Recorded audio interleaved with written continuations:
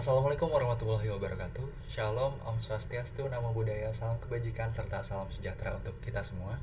Perkenalkan, nama saya Pasha Mahardika Raushan Fikar dari Teknologi Rekayasa Otomasi dengan 3 digit NIM terakhir 070. Pada kesempatan video kali ini saya akan membuat dan mempresentasikan untuk materi keempat, yaitu kondisi dan logika if-else dalam algoritma pemrograman.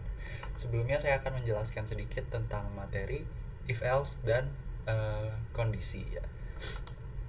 Yang pertama, pengertian kondisi atau percabangan. Nah, fungsi kondisi ini bisa digunakan untuk mengambil keputusan dalam algoritma pemrograman.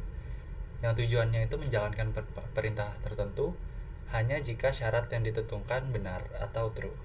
Contoh simpelnya seperti jika hujan maka bawa payung, dan jika tidak hujan maka tidak perlu membawa payung. Yang kedua adalah struktur if else, dan if else. Yang A, if itu fungsinya untuk menjalankan perintah jika kondisinya benar. Kalau if else itu menjalankan satu dari dua kondisi, benar atau salah. Yang bagian C adalah if else, yang fungsinya untuk mengevaluasi lebih dari dua kondisi tersebut. Contohnya, jika nilainya lebih dari sama dengan 80, maka input di Python atau di JavaScript-nya itu print lulus. Kalau misalnya if-nya tidak bekerja, kalian input else, print tidak lulus gitu. Dengan catatan lebih dari sama dengan 80 ini dinyatakan tidak lulus kalau misalnya nilainya kurang dari 80. Yang ketiga adalah operator logika dan perbandingan. Operator logika dan perbandingan ini ada beberapa simbol ya. Yang di sini ada sama dengan, lebih besar, lebih kecil, lebih besar sama dengan, lebih kecil sama dengan. Fungsinya untuk membandingkan dua nilai. Yang keempat ada tipe data boolean. Tipe data boolean ini mempunyai dua nilai, dan hanya mempunyai dua nilai, yaitu true dan false. Fungsinya untuk mengevaluasi logika dalam kondisi program. Contohnya, yang pertama X sama dengan 10, terus input kedua Y sama dengan 5. Maka input ketiga adalah kalian masukkan print X lebih besar sama dengan Y adalah benar. Tetapi jika printnya X lebih kecil dari Y, maka program tersebut tidak bekerja karena nilainya lebih kecil. Nilai X itu lebih besar. Tapi di kondisi yang kedua ini, printnya menyatakan bahwa X-nya lebih kecil dari Y, maka inputnya adalah salah dan program tidak bekerja. Yang kelima adalah gabungan kondisi. Beberapa kondisi dapat digabungkan menggunakan operator logika. Contohnya, input pertama, if jika umurnya lebih besar sama dengan 17 dan umurnya lebih kecil sama dengan 60. Print. Jika tidak bekerja, maka kalian input else, yaitu print bukan dewasa. Angka 17 dan 60 di sini merepresentasikan antara dewasa dan tidak dewasa. Yang keenam adalah contoh kasus program. Program penilaian kelulusan. Itu yang pertama ada nilai sama dengan input. Ini kalian bisa input di Python atau JavaScript atau C language. Bisa diinput di mana aja. Yang pertama input nilainya, yang kedua adalah masukkan kehadiran, yang mana ini adalah menyatakan data kehadiran dan presensi siswa. Kemudian untuk program selanjutnya adalah jika nilainya lebih dari sama dengan 80 dan hadirnya itu lebih dari sama dengan 75%, maka program tersebut dapat diprint dengan keterangan lulus dengan baik. Jika else nilainya lebih besar sama dengan 60 dan kehadirannya itu lebih besar sama dengan 60, maka inputnya adalah medial, atau else-nya itu adalah print tidak lulus.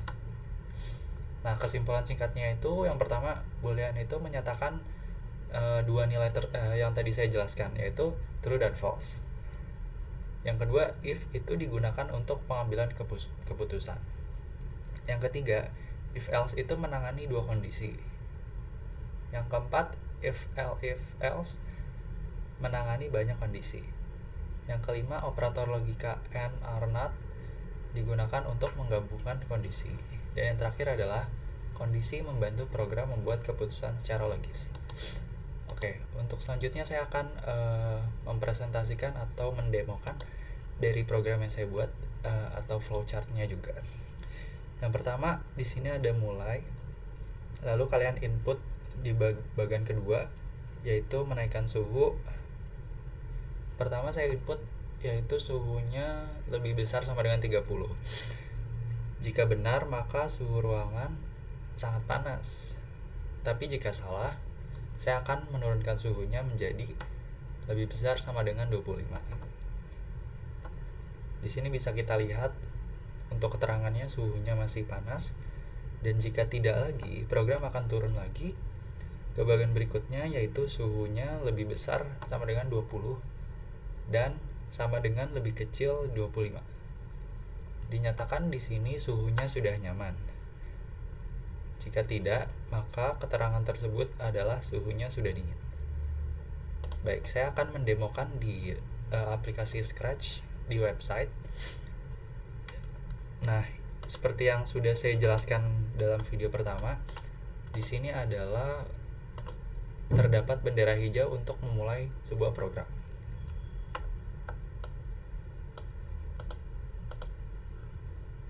Untuk program yang kedua adalah untuk drive safely. Misalnya kita dalam kondisi mengemudi. Di sini sudah saya setting untuk programnya. Kita tinggal input saja. Di sini program menanyakan kemana kamu ingin mengemudi. Misalnya saya mengetik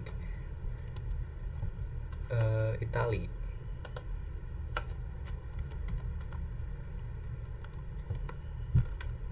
Nah, program di sini akan menanyakan berapa umurmu? 19.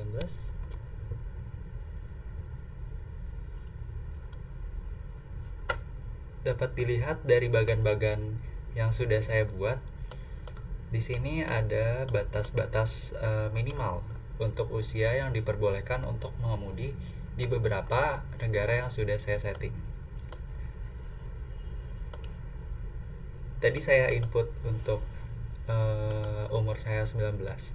Kalau misalnya saya input umurnya lebih kecil dari 19, program akan berubah menjadi tidak diperbolehkan untuk mengemudi.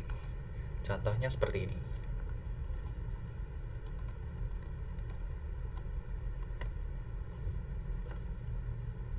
Kita matikan dulu dan kita nyalakan.